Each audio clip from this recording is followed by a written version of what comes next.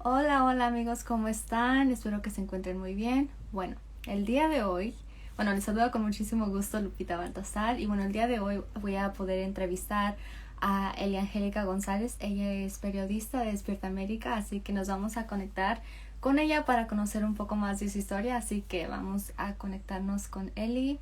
Si me escuchan, ¿verdad? Dice waiting.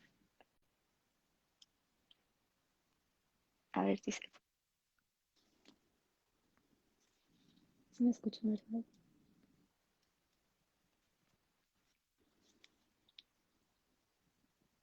Gracias, Gaby.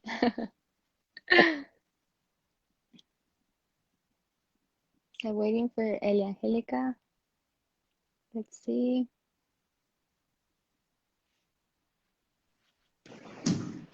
Hola, ¿Cómo estás? muy bien, gracias. ¿Cómo está usted? Muy bien. Ay, no me digas usted que me siento como grande. Ok, ¿cómo estás? Muy bien, gracias a Dios. Muy bien. Qué Gracias por esta bueno. invitación. No, gracias a usted por haber dicho que sí y por No, conocernos virtualmente, así que muchas al gracias. contrario. Andaba corriendo un poquito para no retrasarme, pero bueno, aquí estamos. Aquí estamos.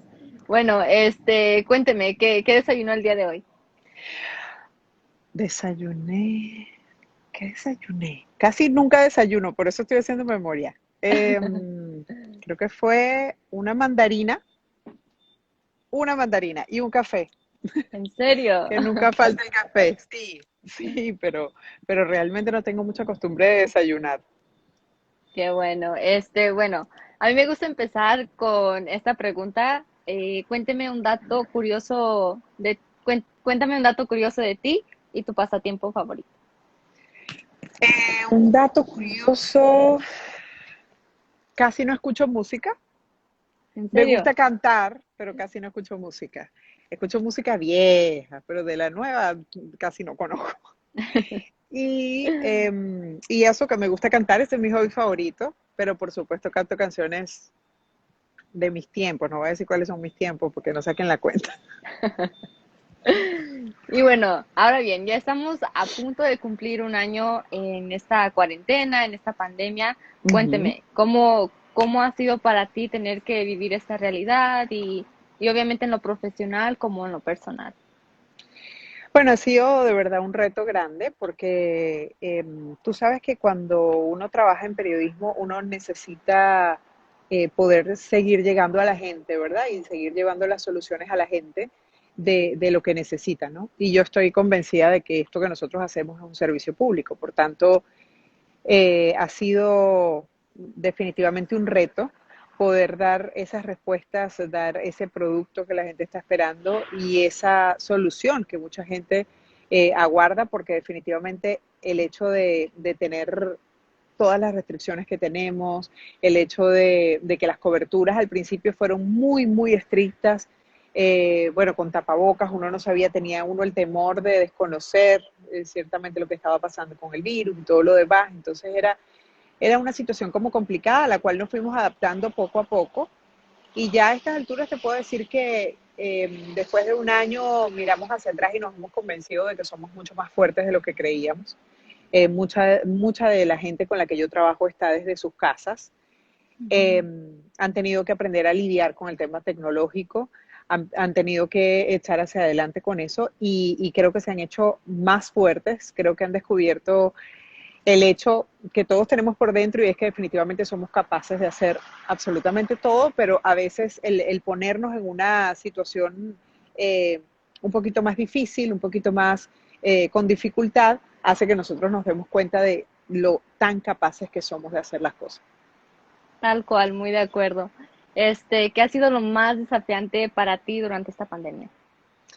Yo creo que lo más desafiante es el tema de no contagiarme. Ya hace un año Mm. que en efecto nosotros estamos reportando sobre este virus, por lo menos en Univisión, donde trabajo en Despierta América, desde el principio nos hemos estado ocupando de la información de la pandemia y creo que lo más retador o lo más desafiante ha sido justamente mantenerme a salvo, porque yo salía de la casa mientras mi familia se quedaba en la casa. Yo tengo tres hijos y mi esposo de alguna forma él estaba trabajando en casa, mis hijas estaban también estudiando, mis hijas medianas y mi hijo mayor estaban estudiando en casa y yo era la que salía para poder trabajar, porque mi trabajo siendo reportera era en la calle. Entonces, eh, bueno, me daba mucho temor traer el virus a casa, ¿no? Y ya ha pasado un año o poquito más de un año y gracias a Dios hasta este momento te puedo decir que estamos a salvo. Ojalá así continúe, mi familia también está a buen resguardo y a pesar de que sí padecí, digamos, momentos de mucha intranquilidad porque mi mamá se contagió, mi hermana se contagió y ellas están en Tampa, eh, yo creo que al final, bueno, de verdad fueron muy fuertes, a pesar de que a mi hermana más que a mi mamá le dio ese virus súper fuerte, pero mi mamá particularmente, como toda una guerrera que es, luchó con ese virus y salió adelante súper rápido, sin complicaciones prácticamente, y incluso al tercer día decía, no, no me puedo acostar aunque quiera porque necesito que este virus sepa que yo soy una mujer fuerte y que no, ese tipo de actitud, ¿no? Y de verdad que de ella es que yo aprendo toda la vida a ser como soy. Gracias a Dios que no pasó a mayores y que está muy bien, que es Así una es, guerrera. así es. Quiero saber qué te ha enseñado la pandemia, qué te ha enseñado la pandemia sobre el tiempo. Qué buena pregunta. Fíjate que hace muy poco leí un libro que se llama El arte de no quedarse con las ganas. Mm, Y es de mi jefa, de Luz María Doria. Yo soy una buena lectora, lo leí todo en un fin de semana, y, pero es porque era fascinante además, o sea, a mí no me gusta, yo poquísimas veces empiezo algo que no termino rápido, porque me da como ansiedad no terminar las cosas. mm. Por eso a veces me cuesta tanto emprender cosas nuevas, porque sé que si no voy a tener tiempo, que si no voy a poder hacerlo, prefiero dejarlo ahí en stand-by hasta que yo tenga el tiempo y le pueda dedicar todo el tiempo. Y ese libro, después de un año, porque lo leí recientemente, hace más o menos un mes, me hizo darme cuenta de tanto tiempo que perdí en toda la pandemia, porque me dedicaba un poco a cosas que no me estaban dejando ningún tipo de enseñanza, no tenía ningún tipo de rédito, no estaban dejándome mostrar mis capacidades, estaba definitivamente un poco perdida con el tema de la organización. Bueno, muchas cosas que cuando leí en ese libro dije, bueno, pareciera que lo había escrito para mí. Entonces, eh, como que me ayudó a retomar un poco esa agenda que siempre estaba en blanco, porque no la llenaba, todo lo llevaba con mi cabeza. Eh, y muchas cosas obviamente las dejaba de hacer porque es muy difícil organizar en tu cabeza tantas cosas. Sí. Dejaba de planificar, es decir, era muy difícil presentar nuevas propuestas porque estaba siempre muy encima de los temas. Entonces, me di cuenta definitivamente que gran parte de la pandemia tuve un contratiempo bien difícil emocional. Me castigó mucho por algunos meses, gracias a Dios pocos. Busqué ayuda, conseguí ayuda, comencé a leer cosas, además de este libro. Leí este libro definitivamente hace un mes y yo te puedo decir que ahora tengo mucho más conciencia de lo importante que es el tiempo, tengo mucha más organización, estoy mucho más planificada, tengo mucho más proyectos y creo que fue como un respiro, un renacer, porque definitivamente estoy enfocada, que antes de pronto en el año estaba un poco en automático, ¿no? Quiero ya no estar en automático y es un reto de día a día. Así es como atreverse a hacer las cosas, ¿no? Y aquí dicen, el nombre del libro se llama El arte de no quedarte con las ganas. Y Exactamente. justamente una de las preguntas que me llamó mucho la atención y me gustaría preguntársela a usted, bueno, Ujú. a ti, ¿qué pasaría si tu corazón dejara de latir en 7 horas? ¿De qué te quedarías con ganas? Bueno, yo creo que, a ver, no lo sé, porque si me dices que mi corazón se va a parar en 7 horas, yo desde este minuto abrazaría a mis hijos hasta que mi corazón deje de latir. Ya lo que no se hizo, no se hizo. Creo que en 7 horas no podría ser más que eso. Y, Sí. y trataría en lo posible que en esas 7 horas ellos se quedaran tranquilos sin mí y entendieran que yo hice todo lo posible porque ellos estuvieran bien y fueran personas de bien. Creo que eso es lo que haría. La verdad, nada me llenaría más que eso. Así es. Y bueno, su historia es una historia muy inspiradora, no nada más para los estudiantes de periodismo, para los periodistas que obviamente han visto su historia, pero yo quiero que me cuentes qué significa el periodismo para ti. El periodismo para mí es un estilo de vida, definitivamente. Como te dije al principio, yo no escucho música, yo escucho noticias todo el día y a toda hora. Y cuando estoy en casa y veo televisión, si me voy a salir de ese rango, veo documentales de hechos reales. Es decir, yo vivo un poco metida, sumergida completamente en el mundo de las noticias y no me molesta para nada, no es una obligación. Es mi deseo, es mi forma de vivir, es mi forma de ser. Si yo voy, a mí me gusta discutir de cosas de las cuales yo tenga datos, de las cuales yo haya hablado, y si no he hablado y estoy hablando con alguien de algo que nunca he visto, yo voy a ir a buscar inmediatamente que termine esa conversación, eso que esa persona me dijo, voy a buscar los mayores datos posibles y voy a instruirme. Yo siento que vivir en la ignorancia es como vivir con hambre, que aunque satisfaces porque comes, realmente no te alimentas. Entonces, no, obviamente soy ignorante de muchas cosas, por supuesto que sí, pero trato en lo posible de ser lo menos posible cada día, ¿no? En la medida de mis posibilidades. Yo admiro muchísimo, de verdad, a la gente que es capaz de ver en el periodismo lo que el periodismo es en sí, y es un servicio público. Eh, Hay un dicho que dice, quien no vive para servir no sirve para vivir. Yo creo en Mm, eso, definitivamente. Yo creo en la capacidad que tiene el periodismo de tender puentes, de llegar a las soluciones, de, eh, de unir, de evidenciar cuando las cosas están mal, porque ese es nuestro trabajo, no es hacer propaganda, porque para eso no estamos. Es mostrar aquello que no funciona, porque lo que funciona debe funcionar. Eso es el deber ser. Ahora, ¿qué es lo que no está funcionando? Por eso es que hay gente que dice es que el periodismo siempre tiene cosas negativas. No, es que el periodismo es mostrar aquello que no ha tenido una solución, aquello que no ha sido expuesto, aquello que tiene que ser investigado, aquello que afecta a una comunidad para llegar a una solución y definitivamente poder lograr eso que nosotros tenemos como una misión y es buscar el contraste de las verdades, porque la verdad no es una sola, la verdad es una suma de verdades, cada quien tiene su versión y uno contrasta y hace que la gente piense. No induces lo que la gente piensa, simplemente le dejas allí, esto es lo que hay, y usted piense, ¿no? No, los medios tenemos que ser, bueno, yo creo en eso, no sé si lo hemos hecho muy bien, la verdad. Yo creo en la edificación, en lo edificante que son los medios, en que los medios educan, tienen que hacerlo. Si no lo hacen, entonces estamos fracasando de alguna manera en nuestra misión. Y sí, hay ciertas circunstancias que nos llevan a tomar una parte, una de las partes, a tomar partido por algo. Yo soy venezolana, todo el mundo sabe lo que pasa en Venezuela. Y, oye, había un filósofo Desmond Tutu que decía que si tú eres neutral ante violaciones de derechos humanos, entonces tú tomas el lado del opresor. Hay cosas que se tienen que denunciar en primera voz. No puede ser, bueno, yo soy imparcial ante la violación de derechos humanos. No, no soy imparcial ante la violación de derechos humanos, porque la violación de derechos humanos es lo único ante lo cual uno no debe ser imparcial. Y la violación de derechos humanos solo la cometen los gobiernos, nadie más. Si no, no se llama violación de derechos humanos. ¿Ok?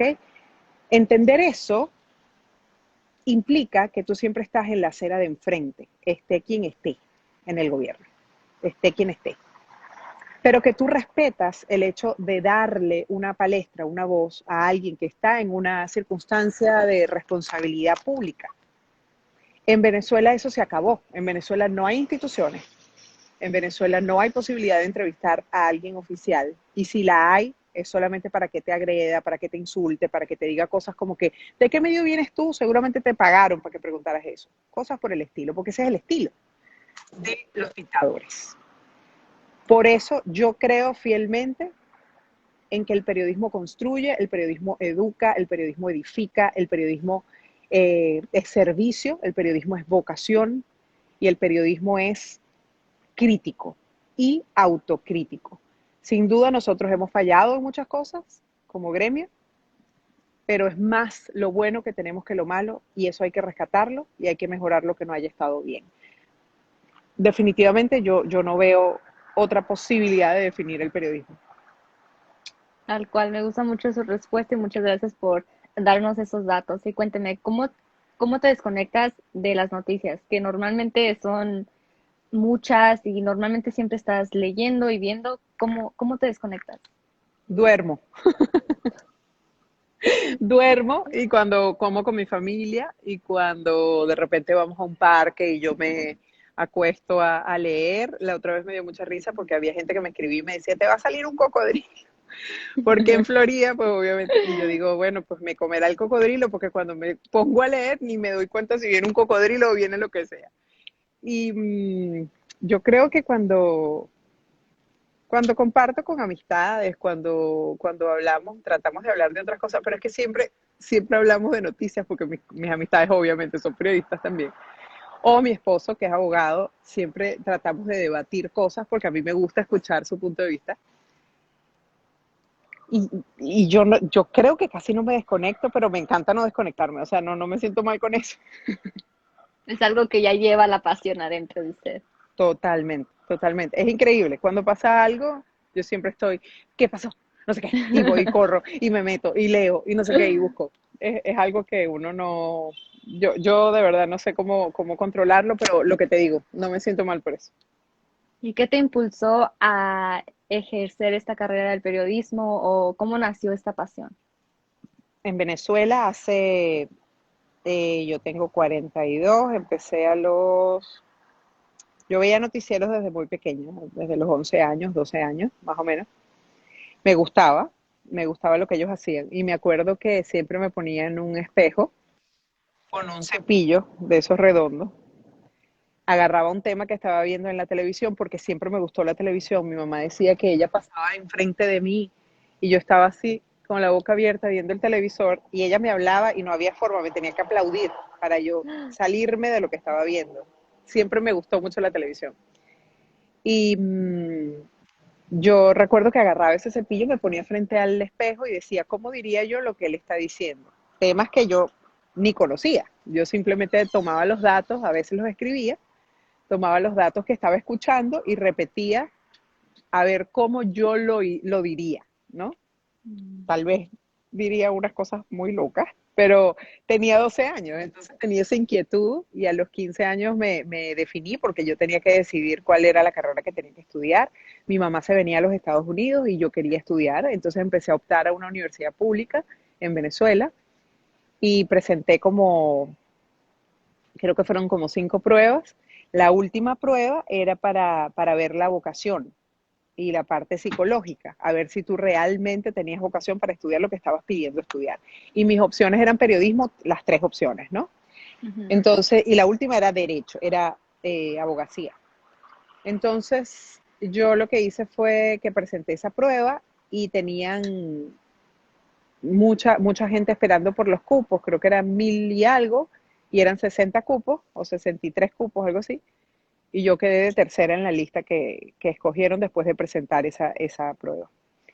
Entonces yo creo que sí, que desde el principio supe qué quería hacer, eso es una bendición, a muchos no les pasa eso, y siempre quise, siempre me identifiqué con eso de hablar con la gente, de acercarme, de correr, de la acción, me gusta la acción, me meto en ella, es algo que de verdad yo creo que yo nací con eso. Qué bueno, me gusta que ya nació esa pasión desde muy pequeña, porque a veces se da cuenta que quiere ser periodista ya cuando está grande o así, ¿no? Sí. ¿Y tú sabías que querías estudiar, que querías entrar en la categoría de noticias o te hubiera gustado, no sé, intentar otra categoría? No, fíjate que yo siempre supe que quería noticias y me encantaba el tema de la política porque me parecía que tenía tantas cosas que uno tenía que mirar, que seguir, eh, que estar pendientes, que como de Contraloría, es decir, de ver que se estuvieran haciendo las cosas bien. Entonces, era para mí muy apasionante. De hecho, fui reportera en Venezuela por más o menos 14 años en un canal nacional, en Venevisión. Fui reportera de alto gobierno. Yo cubría Miraflores. Entonces, ahí aprendí muchísimo. Independientemente de la situación bien difícil que vivimos, aprendí muchísimo, muchísimo, porque para estar en Miraflores, que es lo mismo que la Casa Blanca acá, bueno, salvando las diferencias, por supuesto, eh, tú tienes que aprender de todo. Tienes que aprender de economía, tienes que aprender de política, tienes que aprender, y todo tienes que aprender a analizarlo también y a contrastarlo y recordar los datos y las cosas que se firmaron antes y lo que no se hizo y los proyectos que no se llevaron a cabo. Muchas cosas. Era una gran responsabilidad y un tremendo aprendizaje. Viajé, creo que por 23 países cubriendo al presidente en ese momento, era Hugo Chávez, con el canal privado con el que estaba.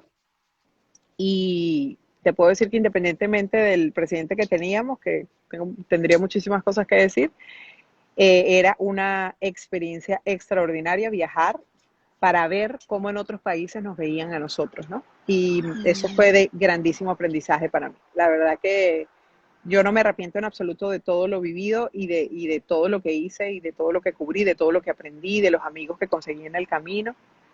Y bueno, de hacer esto. De hecho, los estudios superiores que he hecho después de periodismo han sido en política. Yo estudié opinión pública y comunicación política y estudié imagen y consultoría política, porque Mm, es algo que de verdad me gusta mucho. qué interesante. Y de hecho, uno de los comentarios aquí dice, hola Eliangélica, orgulloso de trabajar contigo en Venevisión. Es Montero, el camarógrafo, excelente compañera, excelente profesional, excelente persona, bendiciones. Bueno, pero un saludo, gracias por conectarte. Cuénteme, ¿cómo empezaste tus inicios en la carrera, en tu carrera y cómo fue eso? Yo empecé más o menos a los 17 años en una radio universitaria, se llamaba Luz FM, era donde yo trabajaba, en donde yo estudiaba, la Universidad del Zulia, en Luz. Y empecé allí en Luz FM a hacer, bueno, de todo, ¿sabes cómo empieza uno, no? Llevando el café, ya haciendo las llamadas, recibiendo a los invitados y todas esas cosas. Después, como a los 19 más o menos, empecé a trabajar los fines de semana en un canal regional en Barquisimeto, en Lara, que es de donde soy.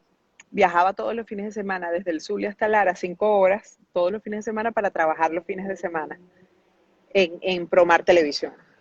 Y allí aprendí muchísimo, porque era una televisora regional, pero tenía muchos recursos y era sumamente instructiva. Aprendí muchísimo, muchísimo allí. Llegué, bueno, obviamente de ser asistente, de ser redactora, de ser coordinadora, a ser reportera y terminé siendo anchor ya cuando salí en el 20, ¿en el qué? En el 2001. Y en el 2001 me fui a la capital, a Caracas, a trabajar a Venevisión.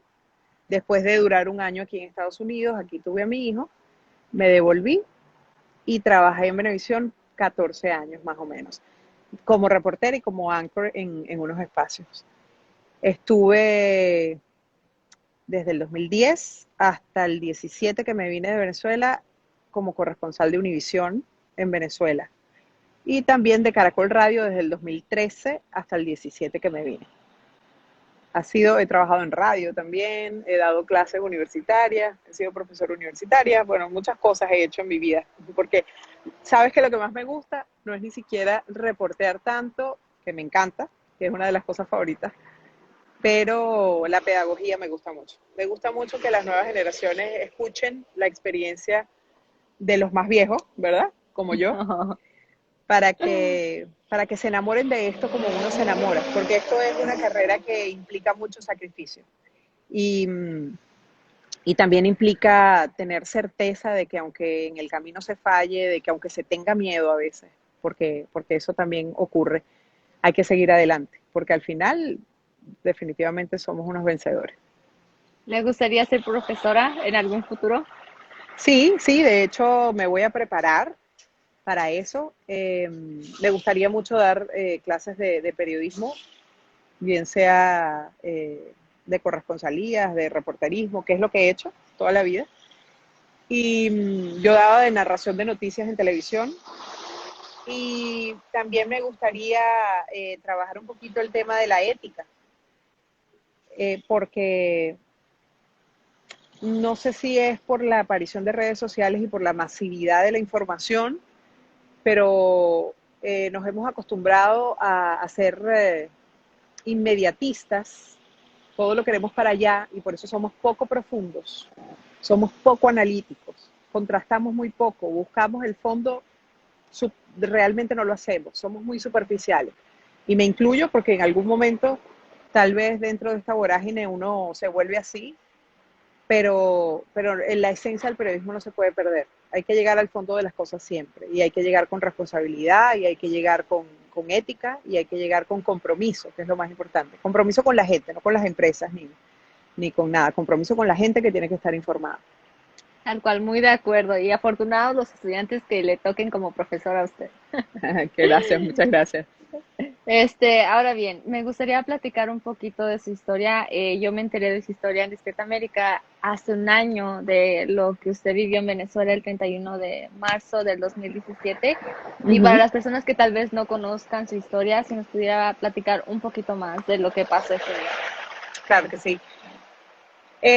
Pues yo estaba cubriendo una información ese día en la calle. Había de verdad una situación muy intensa porque habían aprobado dos leyes que de facto estaban disolviendo la Asamblea Nacional, que es el Congreso venezolano. Eso se puso en protesta, hubo estudiantes que salieron a la calle a protestar y yo fui a cubrir una de esas manifestaciones frente al Tribunal Supremo de Justicia.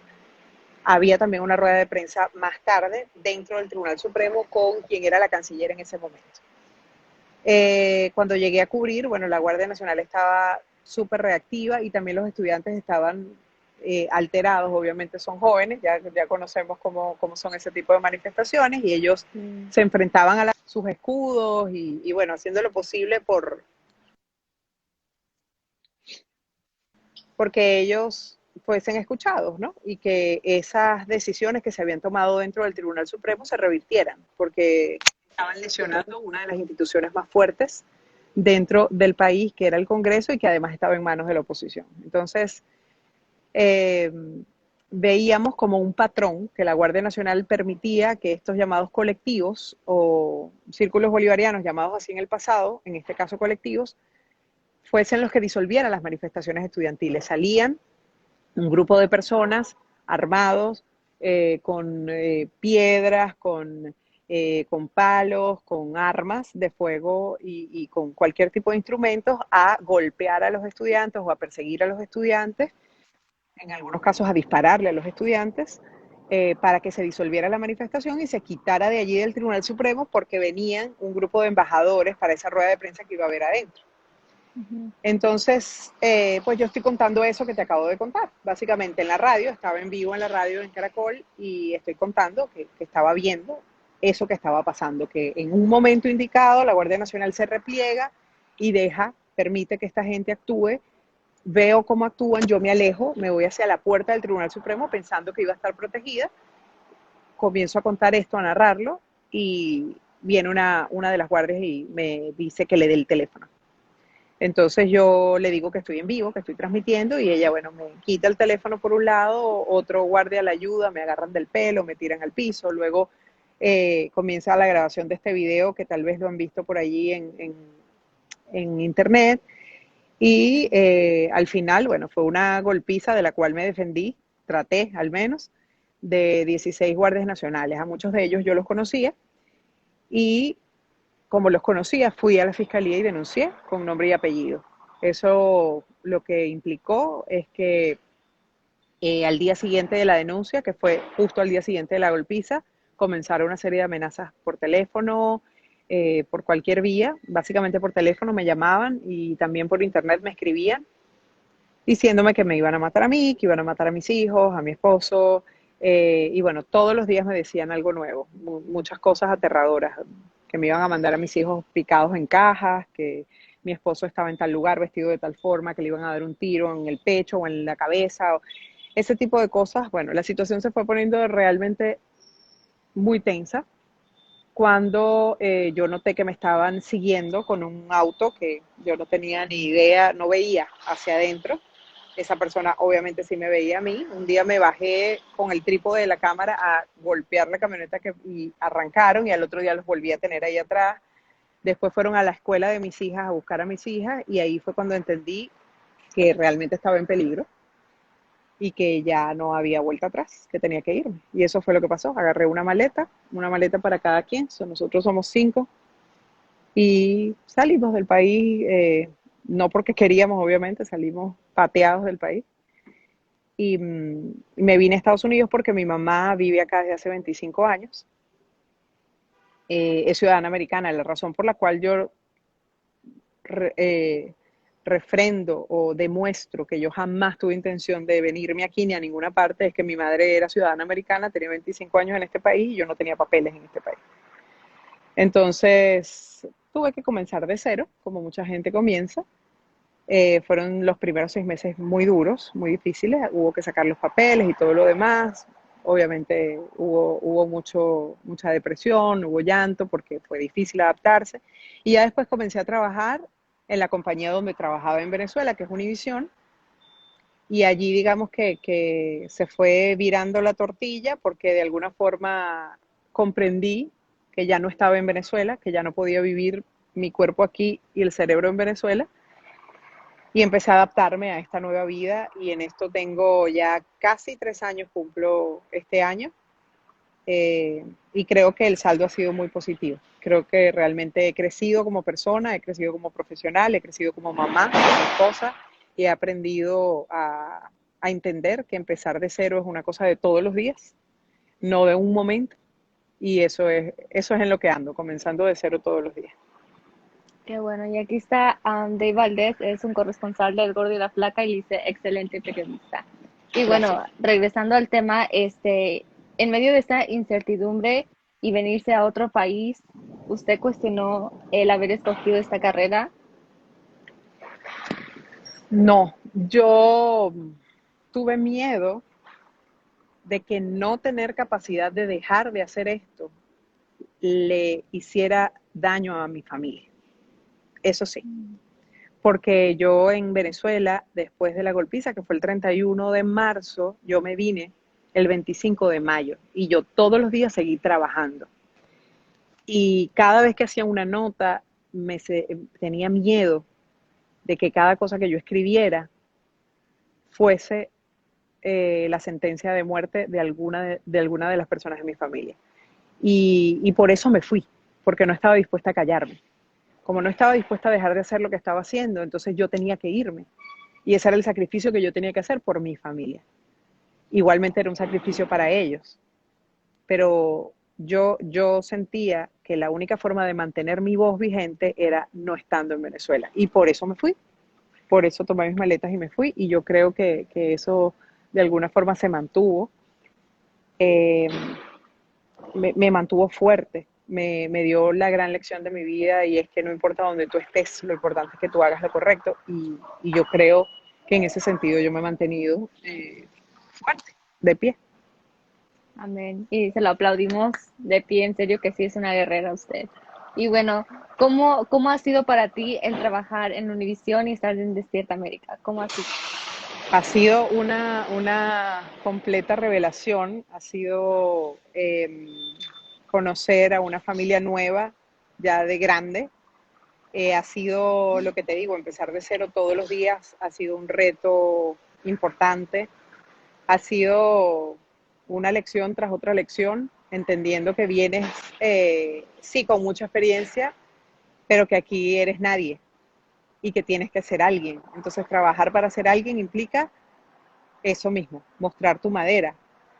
Y a eso me he dedicado durante todo este tiempo. A veces me ha salido bien, otras veces no tanto, pero he desarrollado mucho la capacidad crítica, autocrítica, y he comprendido que, bueno, que es un día a la vez, que a veces se gana y a otras veces se pierde, y he encontrado un equipo maravilloso, de verdad, que tiene personas únicas, por quienes son, no por lo que ven en la pantalla, por quienes son, por lo que son.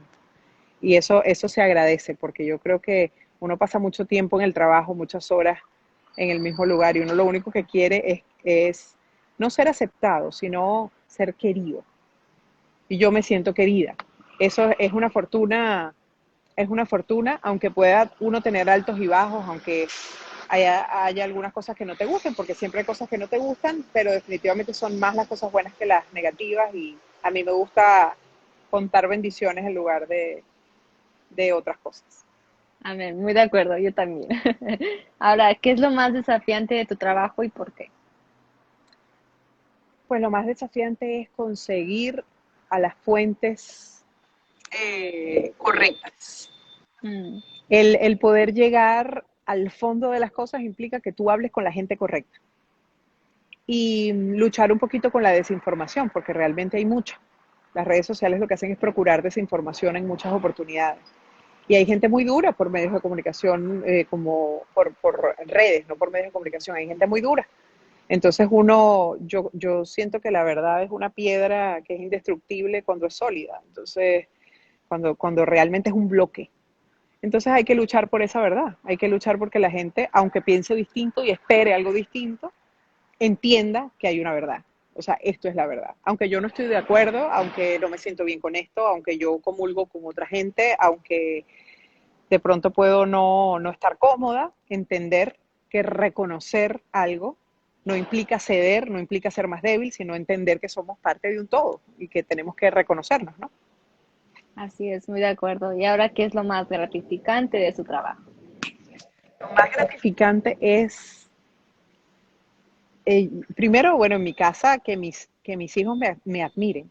Eso es muy importante, porque no admiran a la mujer que sale en la televisión, porque ellos me conocen aquí, saben que yo no soy ni rulos, ni maquillaje, ni nada de eso. Yo aquí soy la mamá que sin maquillaje, la que le gusta dormir hasta tarde, los fines de semana, porque me paro a las 3 de la mañana de lunes a viernes, la que disfruta con ellos viendo una película, hablando lo que a ellos les gusta, viendo todas las cosas que ellos quisieran en el futuro. Mi hija chiquita, cuando ve esas cosas de YouTube que me muestra de niñitos y todo lo demás, o sea, que ellos vean que uno está allí, yo creo que esa admiración es lo más gratificante y también la cantidad de mensajes de gente que yo en mi vida he visto y que te hablan con ese amor, ese cariño, esa admiración, ese respeto. Yo valoro mucho el respeto. Yo siento que de allí parte todo. Y no es un cliché. O sea, yo lo que te digo, soy una persona muy dispuesta a escuchar las críticas. Estoy muy abierta a las críticas. Yo leo todo, todo lo leo. Tiendo a responder casi todo. Pero cuando el insulto es el que media, ahí es cuando me afecta. Yo siento que no he aprendido en 20 y pico años de carrera a no tener corazón y a pasar la página. O sea, cuando alguien me insulta, yo me detengo y digo, ¿pero por qué? Y entonces busco el por qué y a veces me dicen, ¿no? El Angélica, no le pares, dale, dale, porque, o sea, es un insulto frente a 100 comentarios buenos. Entonces mira los 100 comentarios buenos. Y yo sí, valoro los 100 comentarios buenos, pero no me quiero engolosinar ni me quiero empalagar. Yo quiero saber por Mm, qué a esta persona eso no le pareció. Entonces busco, indago, pregunto, a veces le escribo por privado. Es una cosa, no sé si es que uno está equivocado, pero es una cosa como que uno quiere que todo el mundo entienda el por qué se hacen las cosas, ¿no? El por sí. qué. Entonces es tan importante para mí eso que yo valoro mucho, además que tú te tomes el tiempo de escribirme algo. Entonces por eso respondo y por eso le doy, así sea un corazoncito, a veces son muchos mensajes y uno no puede, ¿no? Con tantas ocupaciones, pero valoro mucho que la gente se tome su tiempo para que esta cristiana, que no es nada de ellos, sepa de ellos, ¿no? Sí, ¿y la han reconocido en la calle o tal vez en un supermercado o algo por el estilo? Yo vivo en Doralzuela, ¿tú te suena? Más o Bueno, menos. soy de Venezuela, vivo en el Doral, en Miami. Aquí viven todos los venezolanos. Entonces, obviamente me conocen de Venezuela, no digamos, saben lo que estoy haciendo acá, pero me conocen de Venezuela. Me da mucha gratitud cuando alguien que no es venezolano me reconoce. Y yo amo a los venezolanos, pero de alguna forma entiendo que si alguien que no es venezolano me reconoce es porque otra gente me está viendo. Y eso es genial para mí, muy bueno. Una vez me tocó hacer algo en una zona que se llama Immokalee, muy Ujú. cerquita de acá, Y yo toqué la puerta de un lugar porque había habido una redada, yo estaba buscando simplemente testimonios. Y cuando abre la puerta, ella me dice, Eliangélica, ¿qué hace usted aquí? Era una señora de México. Y yo me quedé como petrificada porque yo dije, ¿de dónde la conozco yo a ella? O sea, no tenía ni idea. O sea, por momentos olvido que estos medios son sumamente masivos y que las redes también son muy masivas y que la gente te ve y te está siguiendo y eso implica responsabilidad. Eso no es para uno decir, ay, soy famosa, no, con la fama no se compra comida, eso es una estupidez. Pero sí con la responsabilidad de que tú le estás diciendo a la gente cosas que la gente está escuchando realmente. Entonces tienes que ser muy responsable con las cosas que dices. Muy de acuerdo. Ahora, ¿a usted aún le dan nervios cuando tiene que salir en vivo o salir su reportaje o cuando está haciendo un reportaje en vivo? Tienes que verme. Yo respiro, me presino. eh, o sea, voy en vivo y estoy respirando asustada, con mariposas en el estómago, igualito como el primer día, y me presino y digo, Dios mío, que lo diga bien, que me acuerde de todos los datos, que diga los datos correctamente, si no tengo una chuletica en la mano como para ver números o cosas y no sé qué, y cuando termina hago esto. Y el camarógrafo siempre me dice, pero si tú tienes tanto tiempo haciendo esto, y yo sí, pero qué bueno que me asusto y no me creo la reina de todo, ¿no? Porque qué bueno, porque eso me hace estar pendiente, me hace estar alerta, me hace estar concentrada, enfocada. Yo sí me asusto todos los días de mi vida. Y en cada tiro, no es que una vez en el día, no. En cada tiro me asusto. En ¿En cada serio? uno. Sí, sí, te lo juro. Esos nervios no pasan nunca y es maravilloso tener esos nervios. Porque de alguna manera te das cuenta de que eres humana y de que puedes fallar. Entonces estás mucho más alerta de no fallar. Así es, muy de acuerdo. Ahora, yo quiero saber cómo es un día en la vida de él, desde que empieza el día hasta que termina y por lo que me ha dicho, empieza su día como a las 3:30 de la mañana. 3 de la mañana me levanto. Tres. Eh, ¿Qué es lo primero que hago? Bueno, voy, me baño, me visto, eh, llego me uno a una llamada que tenemos de trabajo a las 4 de la mañana. Después llego al trabajo, ya sé lo que tengo que hacer, me pongo a trabajar en eso. Lo que haya que hacer, un paquete, dos paquetes, trabajo en esas informaciones, trato de buscar todas las fuentes y todas las cosas, allí escribo un guión, después de que lo tengo listo y le doy todas las instrucciones al editor, que siempre son de muchísima ayuda porque uno no se sienta con ellos a editar porque en ese momento no da tiempo, si se lo entregas a las 5:30 o a las 6 de la mañana, vas al aire a las 7, entonces tienes que ir a arreglarte, a maquillarte, a estar presentable para poder hacer eso. Regularmente hacemos cosas en la calle y ya más o menos a las 11:30, 12 del mediodía, yo estoy más bien buscando qué cosas podría yo ofrecer para el otro día. Trato de regresar cuando no hay un trabajo, un plan o proyectos pendientes. Trato de volver a la 1 de la tarde más o menos a casa. Y, y de allí un poquito trato de, bueno, como con mi familia, descanso si puedo descansar. A veces, no muchas veces lo hago porque si no en las noches no duermo y tengo que acostarme muy temprano. Eh, y bueno, ya después como a las 4 de la tarde, 5 de la tarde, me siento con mi hija mayor a que ella planifique también sus tareas, lo que tiene que entregar, y mientras tanto yo estoy trabajando al lado en una computadora y estamos las dos, cada quien en lo suyo, y la chiquita a veces, eso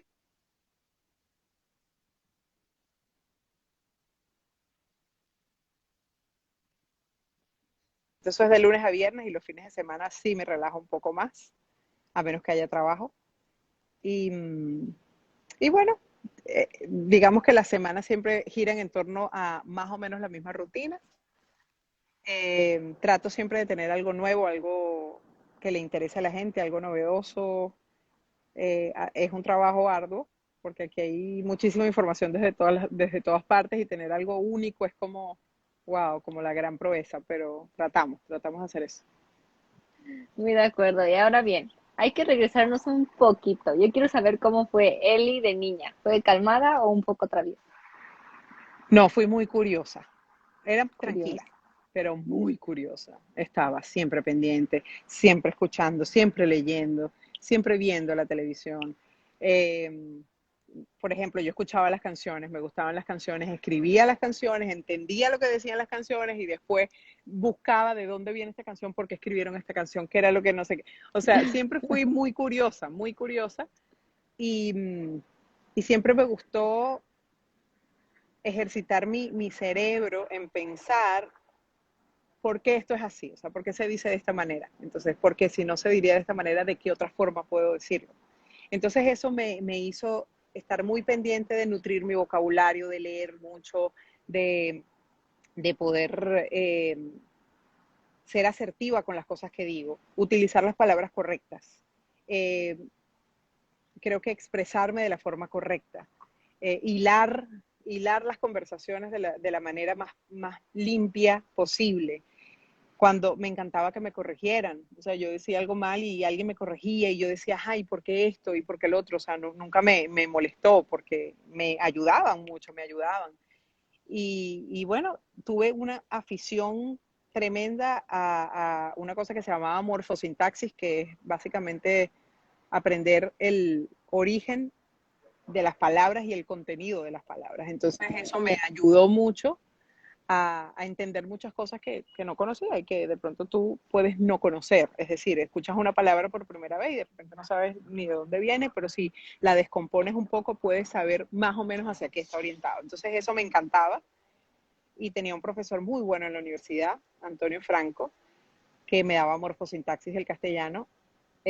Salí reprobada como en sus 3 primeras pruebas y fue tan duro que aprendí al final. Aprendí y aprendí de la mejor manera. Qué bueno. Yo creo que a veces cuando fallamos nos hace más fuerte de, ok, voy a darle con todo, voy a aprender, voy a seguir estudiando hasta que pase la materia, ¿no? Y es que lo importante es, siempre le digo eso a mi hijo, sacudirme las rodillas y seguir adelante, porque caerse es normal que uno se caiga. Así es la vida, ¿no? As- Lo que hay es que tener la voluntad y la fuerza de levantarse y seguir. Así es. Y ahora, hoy es lo que algún día soñó de niña y se llegó a imaginar llegar hasta donde está ahorita. Yo creo que no he llegado hasta donde quiero llegar. Mm. Yo creo que todavía no he llegado. Eh, pero yo creo que ese a dónde quiero llegar se va revelando con el tiempo. Mm. Es decir, no lo tengo claro, no lo tengo muy claro, pero sí sé que este no es el techo. Entonces, trabajo por encontrar ese lugar, esa situación, esa meta que yo creo que todavía no ha llegado, que apenas estoy labrando y que ojalá el día de mañana esté mucho más clara que hoy.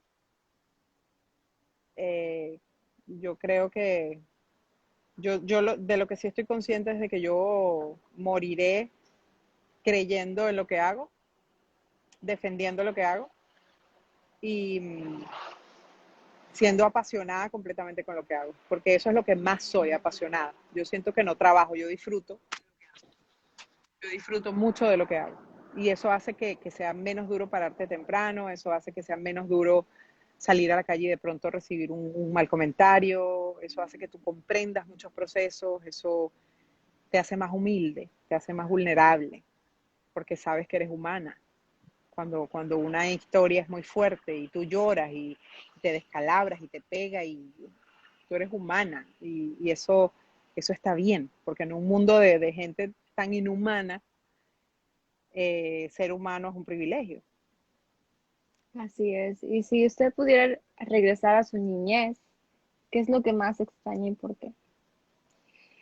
Yo, ¿qué más extraño de mi niñez? Yo creo que vivir con mi mamá y mi hermana cuando era pequeña, eh, porque eran como mis dos grandes amigas, y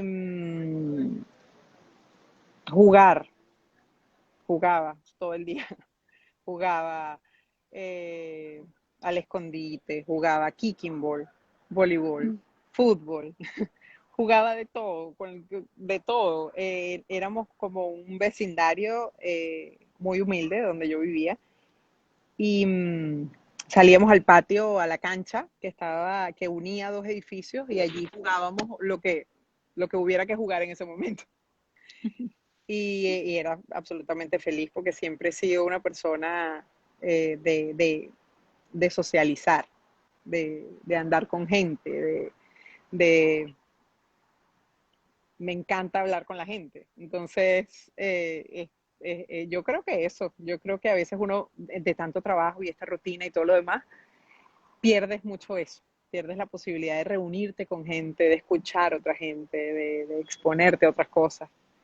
Yo creo que tal vez más calidad, más tiempo de calidad, creo que es lo que yo definitivamente rescataría. Muy bien. Y ahora bien, cuál ha sido el mejor consejo que le han dado y que ha podido llevar a cabo hasta el día de hoy? Ah, mi abuelo me decía, Elia Angélica, usted se tiene que creer siempre la número cero para que llegue a ser la número uno algún día. Nunca te creas la más. Siempre piensa que puedes dar más. Y yo creo que eso me marcó a mí para toda la vida. Yo creo que, de hecho, a veces soy un poco excesiva en la crítica y en la autocrítica. A veces uno tiene que relajarse un poquito. Hay cosas que no salen como uno se las plantea. Pero definitivamente luchadora y perfeccionista un poco, tal vez. No sé si perfeccionista es la palabra. Digamos, me gusta que las cosas se hagan bien. Me gusta que al final, aunque alguna cosa se haga mal, yo sepa que yo di el 100%. Mm, Eso. O sea, que no se afloja en el proceso, que sea constante, que sea disciplinada, que me enfoque. A veces pierdo el foco, a veces no me disciplino, las cosas salen medianamente bien. Siento bien. Me encanta ese consejo, jamás lo había escuchado, así que muchísimas gracias por compartir ese consejo. Y No, ahora un bien, gusto. ¿qué significa su familia para usted? Todo, absolutamente. Es el motor, es la voluntad, es las ganas, es el amor, es la risa, es los regaños, porque también hay, es la preocupación, eh, es el éxito, todo, es la felicidad. Amén. ¿Cómo es Eli de mamá? ¿Qué es lo que más disfruta usted de ser mamá? Soy fuerte, soy muy fuerte de mamá. Soy exigente, porque yo soy exigente conmigo misma, Mm, pero no, soy un poco de látigo, tal vez, pero cuando tengo que exigir algo, no todo el tiempo. Y me gusta abrazar a mis niños. Bueno, el grande tiene 20, pero para mí es un bebé igual. A veces me dice, tú tienes muy consentido a ese muchacho. Bueno, yo a todos los abrazo, los amapucho, los quiero, los aprieto, y les hablo mucho a los tres, mucho. Yo quiero que sean gente de bien, pero además quiero que sean gente conforme con ellos mismos, que no se estén viendo cosas que no tienen, o sea, que no escuchen esas voces que siempre tienen algo que decir en contra. Yo quiero que ellos sean independientes, que ellos sean capaces por ellos mismos, que no me necesiten. Eso es lo que yo quiero. Y no sé si lo estoy logrando, ojalá con el ejemplo lo estoy logrando, porque yo soy muy independiente, pero lo que más quiero es que no sufran, lo que más quiero es que sean felices, en lo que sea que quieran hacer, no importa. No es el dinero, no es la carrera, no es nada de eso, es disfrutar lo que se hace para ser feliz. Y ya. Muy de acuerdo con usted. Ahora, si te pudieras describir en una sola palabra, ¿cuál sería y por qué? Enfocada, yo creo, soy muy enfocada. Cuando consigo el foco, lo que te digo, lo que comienzo lo termino. No hay nada que se haga a la mitad. En mi vida no hay nada que se haya hecho a la mitad. Si yo iba a empezar a estudiar en la universidad, cuando iba a empezar la maestría, yo escogí el momento exacto de empezar la maestría porque yo sabía que lo iba a poder terminar. Cuando yo decidí trabajar como reportera. Yo acepté el trabajo porque yo sabía que 100% le iba a dedicar a eso. Cuando yo decidí entrar a Despierta América, aceptar la propuesta de hacerlo, yo decidí hacerlo porque yo iba a dar el 100% de mí. No me gusta dar nada a la mitad, no me gusta, de verdad que no. Aunque reconozco que a veces no se reconoce eso de los equipos en general, no solo de mí, yo me gusta dormir tranquila y acostarme diciendo, tú hiciste lo que tenías que hacer y ya. Qué bueno. Ahora, ¿cómo quiere que la recuerde? Yo quiero que me recuerden como una persona que lucha, que luchó mucho, que lucha todos los días para, para darle un ejemplo a mis hijos principalmente, y como un ser humano, con muchos defectos, con muchas virtudes, con, eh, con la capacidad de equivocarse y de reconocerlo, con mis triunfos, con mis fracasos, con mis debilidades, con mis fortalezas, con todo lo que va en este paquete.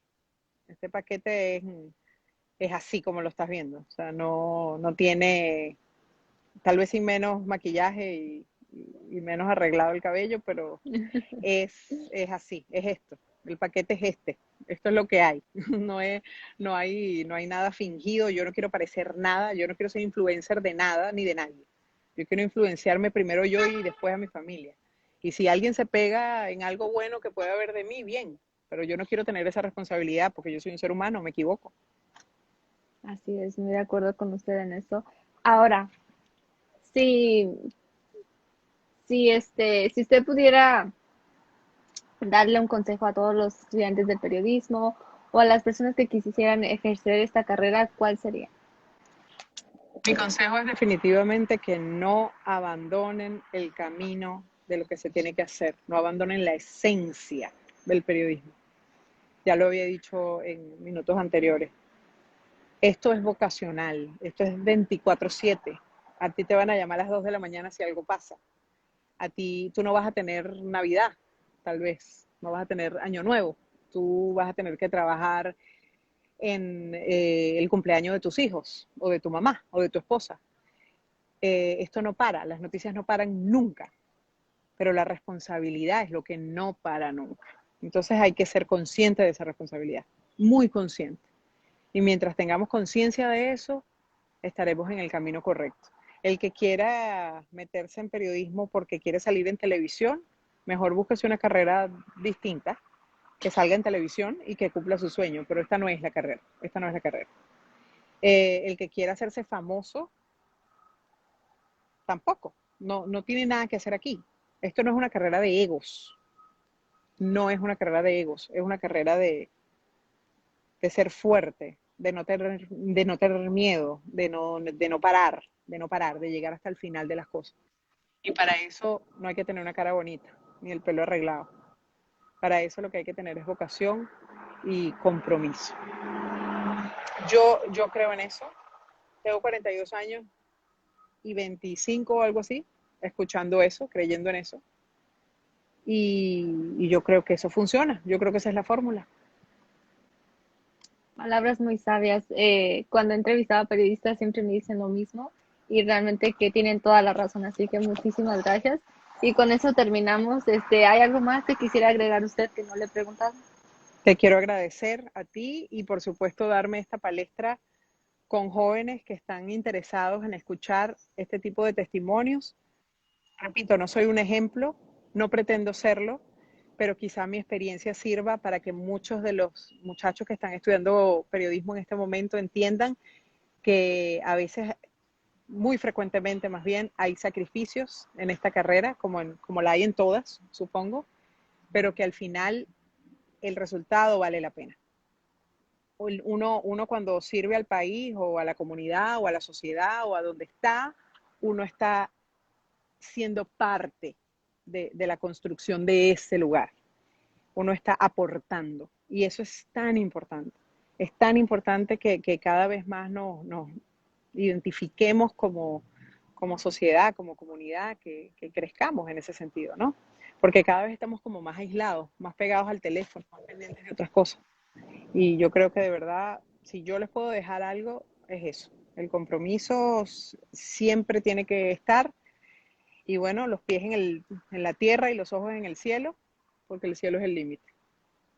Amén. Así que con eso terminamos y muchísimas gracias por decir que sí a esta No, charla a y ti, conocernos virtualmente. Así que espero algún día poder conocerla en persona y le deseo con todo mucho lo gusto, mejor. Cuídese mucho. con mucho gusto y qué bueno que tan chiquita tengas ese nombre, esa identificación. Lupita News.